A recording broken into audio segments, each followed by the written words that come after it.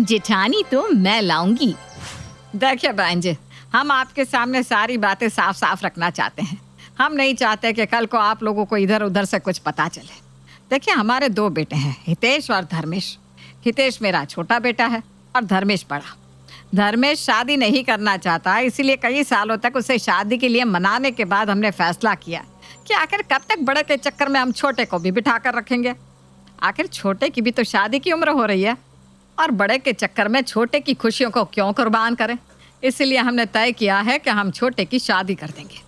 और अगर आज ये रिश्ता तय होता है तो आप इस बात का ख्याल रखें कि शादी के बाद आपकी बेटी अदिति ही घर की इकलौती बहू होगी। अब अगर धर्मेश शादी नहीं करना चाहता तो इसमें हितेश का क्या दोष है?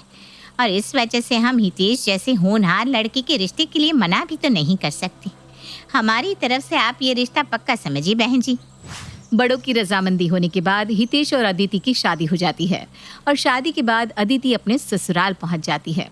शादी के कुछ महीने बाद माना कि ज़्यादातर लड़कियों को अपनी जेठानियों से समस्या ही होती है, लेकिन सच बात तो यह है कि घर में देवरानी या जेठानी के होने से काम आधा हो जाता है। अरे कम से कम उनके साथ काम का बोझ बांटने के लिए कोई तो होता है। लेकिन हमारे घर में तो काम करने वाला कोई नहीं है और काम फैलाने वाले इतने सारे लोग। ना तो मैं धर्मेश भैया से काम के लिए कह सकती हूँ, ना माँ जी और बाबू जी से। ले देकर हितेश से अगर कभी काम में मदद के लिए कह भी दो तो माँ जी आँख दिखाने लगती है। जब से शादी हुई है दिन रात सिर्फ काम ही कर रही हूँ। ऐसा लग रहा है जैसे मेरी शादी नहीं हुई, यहाँ काम वाली की नौकरानी मिल गई है मुझे। अरे यार, कितनी लकी है ना तू। घर की इकलौती बहू है, जो कुछ है सब कुछ तेरा ही है। तू तो राज कर रही होगी अपने घर पर। और एक मैं हूँ, जब से शादी करके गई हूँ ना तब से अपनी दोनों सासों का हुक्म ही बजा रही हूँ। है 2 सास?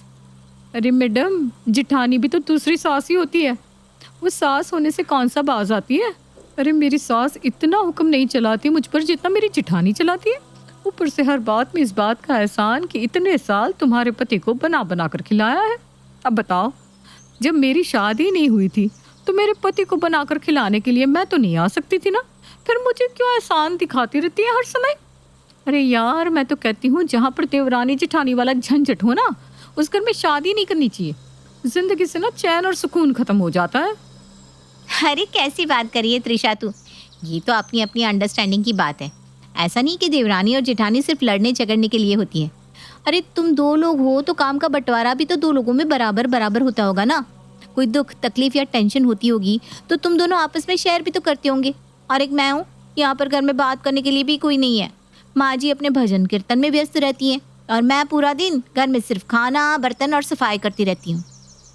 अरे यार, ये तो वही बात हो गई ना, दुख अपने अपने। तू जेठानी ना होने से दुखी है और मैं जेठानी के होने से। देख त्रिशा, कभी कभी लड़ना या बहस करना भी ना एक थेरेपी की तरह काम करता है। अरे जो कुछ भी फ्रस्ट्रेशन अंदर भरी होती है ना, वो बाहर आ जाती है और बंदा स्ट्रेस और डिप्रेशन से बच जाता है। मुझे ही देख लें, 1 साल हो गया मेरी शादी को। अरे यार, मैं तरस जाती हूँ कोई तो हो जिससे मैं 2 बात कर सकूँ। तू ना लक्की है, लड़ने के लिए ही सही तेरे पास कोई है तो सही। ये तूने सही ज्ञान दिया यार कि झगड़ना भी थेरेपी का काम करता है। ठीक है, आज से मैं रोज ये थेरेपी लेने वाली हूँ। तू ना 1 नंबर की मस्करी रहने वाली है, तुझ पर कोई असर नहीं होने वाला। चलते जा, मुझे बहुत काम है अभी। परेशान हो गई हूँ, पूरा दिन काम काम काम। सच बताऊँ तो ये धर्मेश भैया का ना एक्स्ट्रा बर्डन मुझसे झेला नहीं जा रहा है। पहले सुबह सुबह उठकर उनके लिए नाश्ता बनाओ, लंच पैक करो, कपड़े धोकर प्रेस करो। आखिर मैं कब तक ये सब करती रहूँगी। आज तो हमारे बच्चे नहीं है, कल को जब बच्चे हो जाएंगे तो अपने परिवार के साथ साथ जेठ जी को भी सारी ज़िंदगी मुझे ही झेलना पड़ेगा। माँ जी से बात करती हूँ, एक बार और भैया से बात करें, कोई अच्छी सी लड़की दिखाकर उनकी शादी क्यों नहीं करवा देते।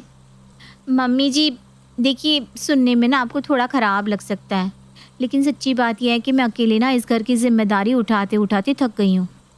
अरे मैं भी तो चाहती हूँ कि मेरा हाथ बटाने वाला कोई हो इस घर में। आप अपने भजन कीर्तन के लिए चली जाती है और बाकी लोग अपने अपने ऑफिस के लिए निकल जाते हैं। पूरा दिन इतने बड़े घर की देखभाल, खाना बनाना, सबके कपड़े धोना, इन सब से ना मैं थक कर चूर हो जाती हूँ।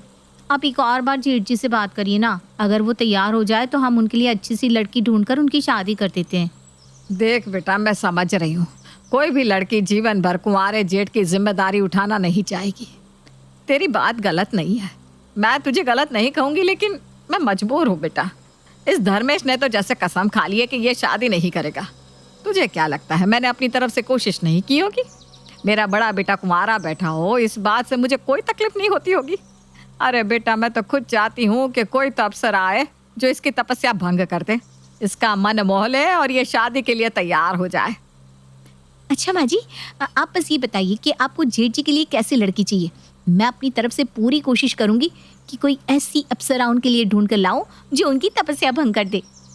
अरे बेटा, अब तो मैं बस यही चाहती हूँ कि कोई भी लड़की हो, काली गोरी लंबी छोटी, बस मेरे धर्मेश को पसंद आ जाए, वो शादी के लिए हाँ बोल दे और मेरे बेटे का घर बस जाए।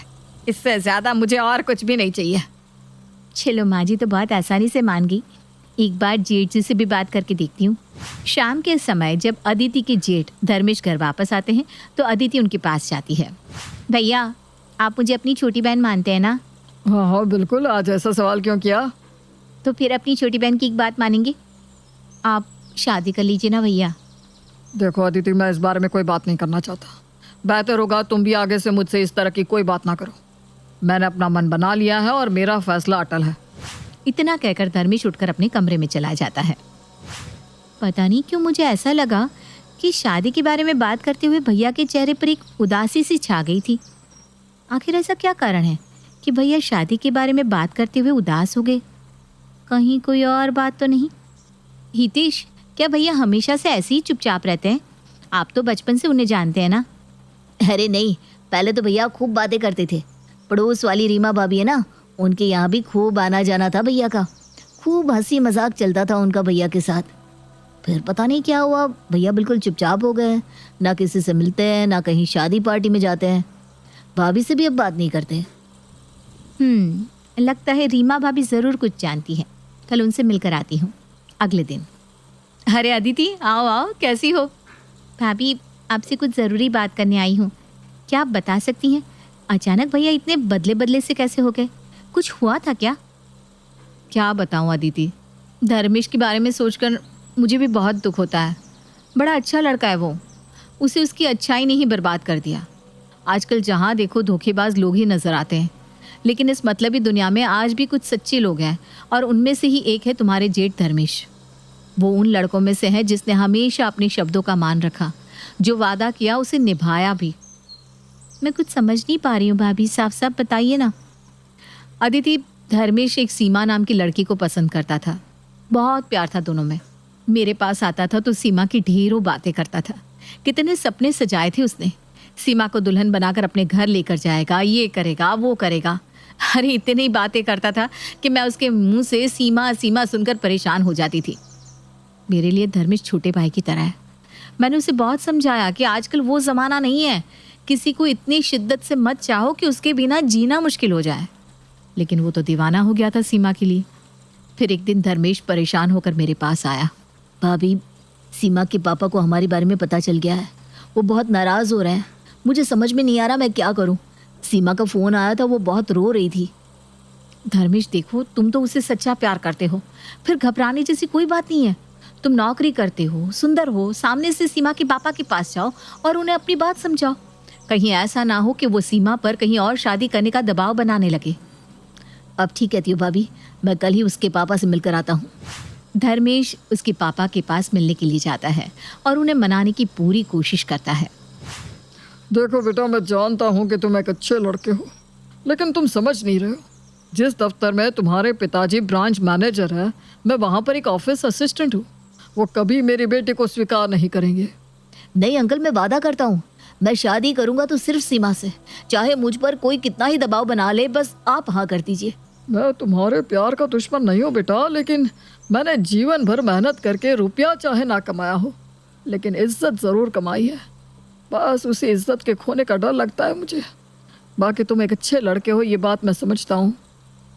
ठीक है, तुम अपने मम्मी पापा से बात कर लो। अगर वो राज़ी हो जाए तो मुझे इस रिश्ते से कोई एतराज़ नहीं है। पापा को मैं मना लूँगा uncle, thank you so much. घर आकर, माँ, मैं सीमा से प्यार करता हूँ और शादी करना चाहता हूँ। आप पापा से बात करो ना प्लीज़। कौन सीमा? देख बेटा, मुझे गैर बिरादरी में अपने बेटे की शादी करना मंजूर नहीं है। पापा नहीं मानेंगे, भूल जाओ उसे। माँ वो पापा के ऑफिस में सुजॉय अंकल है ना, उनकी बेटी, मेरे कॉलेज में ही पढ़ती थी। अभी वो एक स्कूल में टीचर है। अच्छी लड़की है माँ, आप एक बार उससे मिलकर तो देखो। क्या? उस सुजॉय की बेटी? धर्मेश की माँ सीमा से उसके रिश्ते के लिए साफ मना कर देती है, लेकिन बेटे के एक बार कहने पर वो सीमा और उसके पिता से मिलने को तैयार हो जाती है। अच्छा ठीक है, कल सीमा और उसके पापा को यहाँ बुला ले, हम बैठकर बात कर लेते हैं। उस दिन धर्मेश बहुत खुश था। खुशी से उसके पैर जमीन पर नहीं पड़ रहे थे। अगले दिन सीमा अपने पिता के साथ धर्मेश के घर पहुंच गई। आ गए आप लोग, बताइए कहाँ बैठना पसंद करेंगे? जी मैं कुछ समझा नहीं। ज्यादा भोले बनने का नाटक मेरे सामने मत करिए भाई साहब। आपकी हैसियत हमारे 60,000 के सोफे पर बैठने लायक तो है नहीं, इसलिए पूछ रही हूँ कहाँ बैठना चाहेंगे। वैसे बहुत अच्छा खेल खेला आपने।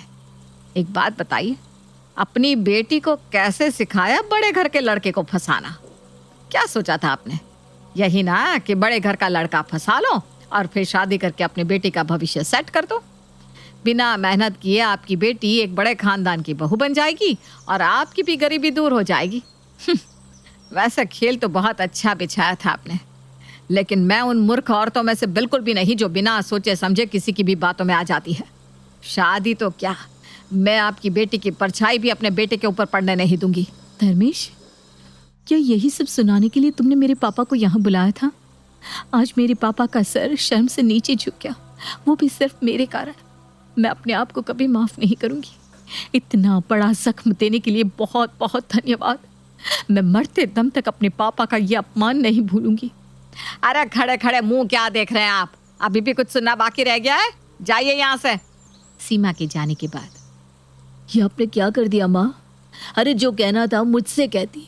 उसके पापा को घर बुलाकर बेइज्जत क्यों किया आपने?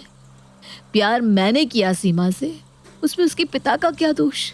मुझे शर्म आती है कि मैं आपका बेटा हूँ। ठीक है, आपने जो किया उसका प्रायश्चित अब मैं करूँगा। मैं भी प्रण लेता हूँ कि मैं आजीवन शादी नहीं करूँगा। अगर सीमा नहीं तो कोई भी नहीं। उस समय तो धर्मेश की माँ को यही लगा कि धर्मेश जवानी के जोश में ऐसी बातें कर रहा है, थोड़ा समय बीतने के बाद सामान्य हो जाएगा। लेकिन ऐसा कुछ नहीं हुआ। धर्मेश ने जो कहा उसे निभा कर दिखाया। 10 साल हो गए इस बात को, लेकिन आज भी वो अपनी बात पर कायम है। और सीमा, उसने शादी कर ली? पता नहीं, इस घटना के बाद उसके पापा ने ट्रांसफ़र करा लिया। वो कहाँ गई, उसका क्या हुआ, कोई नहीं जानता। इज्जतदार लोग थे, अपनी बदनामी सह नहीं सके। माँ जी ने बहुत गहरा जख्म दिया है भैया को। पहले तो मैं बस इसलिए जेठ जी की शादी कराना चाहती थी क्योंकि मैं उनसे परेशान हो गई थी, लेकिन अब मैं दिल से चाहती हूँ कि भैया को उनकी सीमा मिल जाए। उनके साथ बहुत गलत हुआ है। अगर सीमा ने भी शादी ना की हो तो मैं एक बार कोशिश कर सकती हूँ कि इन दोनों की आपस में शादी हो जाए। अदिति सीमा के पुराने घर जाकर पता करती है कि यहाँ से जाने के बाद वो लोग कहाँ शिफ्ट हुए।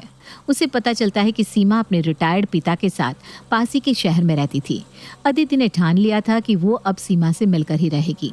अगले ही दिन वो सीमा से मिलने के लिए निकल पड़ती है। सीमा के घर पहुंचकर, आप ही इंग्लिश टीचर सीमा मैम है ना? जी मैं ही हूँ, कहिए। मैडम, एक बच्चा है जो बिल्कुल गुमसुम रहता है। बरसों पहले उसका एक मनपसंद साथी छूट गया था, बस तब से ही वो ऐसा हो गया है। आपको क्या लगता है क्या करना चाहिए बच्चे के साथ? आपको तो इतने सालों का अनुभव है, आप ज़रूर मेरी उलझन सुलझा सकती हैं। आप उसे उसके साथी से मिलवा दें, शायद वो ठीक हो जाए। कई बार ना मन में कुछ बातें फांस की तरह अटक जाती हैं। जब तक वो फांस ना निकले जीना मुश्किल हो जाता है। तो फिर चलिए मेरे साथ। अब उस बच्चे के हंसने के दिन वापस आ गए हैं। चलिए अपने साथी के पास। अरे कौन है आप? कैसी बहकी बहकी बातें कर रही हैं? कौन सा बच्चा? सीमा दीदी, आपने शादी नहीं की ना? धर्मेश भैया ने भी नहीं की। वो धोखेबाज नहीं है, उन्होंने अपना वादा निभाया है। बस बहुत इंतज़ार कर लिया उन्होंने अपने बिछड़े साथी का। अब आप चलिए ना उनके पास। मुझे इस बारे में कोई बात नहीं करनी। मैं वो सब बहुत पीछे छोड़कर आई हूँ, भूल गई हूँ मैं सब कुछ। अच्छा, तो फिर आज तक शादी क्यों नहीं की? क्योंकि आप आज भी प्यार करती हैं धर्मेश भैया से। देखो, जो बीत गया उसे वापस नहीं ला सकते, लेकिन अभी भी देर नहीं हुई है। आप बस हाँ बोल दो, मैं आप दोनों की शादी कराऊंगी। माँ जी को भी मैं मनाऊंगी। बस आप एक बार उन्हें मौका देकर तो देखो। मैं उस घर में कभी पैर नहीं रखना चाहती जहाँ मेरे पापा का अपमान हुआ था। तुम कुछ नहीं जानती अभी।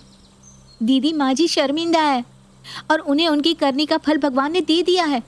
पिछले 10 सालों में भैया ने माँ जी से 10 बार भी बात नहीं की। वो चुप चुप रहते हैं और हर समय चिंता में घिरे रहते हैं। गलती तो इंसान से ही होती है ना। अब माँ जी को माफ़ करके बड़प्पन दिखा दीजिए ना। प्लीज़ मना मत करना। आपके पापा भी तो आपका घर बसता देखना चाहते होंगे। बोलिए ना।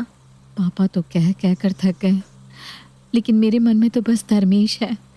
मैं किसी और के साथ अपना जीवन बिताने के बारे में सोच भी नहीं सकती। अदिति के बार बार समझाने पर सीमा वापस उसके साथ धर्मेश से मिलने के लिए तैयार हो जाती है। देखिए माँ जी, मैं ले आई आपकी बड़ी बहू को। मैंने कहा था ना, भैया की तपस्या भंग करके मैं रहूंगी। सीमा, तो अभी तक कुंवारी है, शादी नहीं की तूने? नहीं माँ जी, मैंने धर्मेश को वादा किया था, वो नहीं तो कोई भी नहीं। मुझे माफ कर दो बच्चों, तुम्हारे ऐसे पवित्र प्रेम को मैंने रुपयों की कसौटी पर तोला। सिर्फ धर्मेश ही नहीं, तू भी आज तक कुंवारी बैठी है। बस अब तू हाँ कर दे बेटा, और इस बुढ़िया को पाप बोझ से मुक्ति दिला दे। लेकिन मम्मी जी, भैया ने तो कसम खाई है ना कि वो शादी ही नहीं करेंगे। मना कर देते हैं सीमा भाभी को। अरे नहीं नहीं, मैंने ऐसा कब कहा?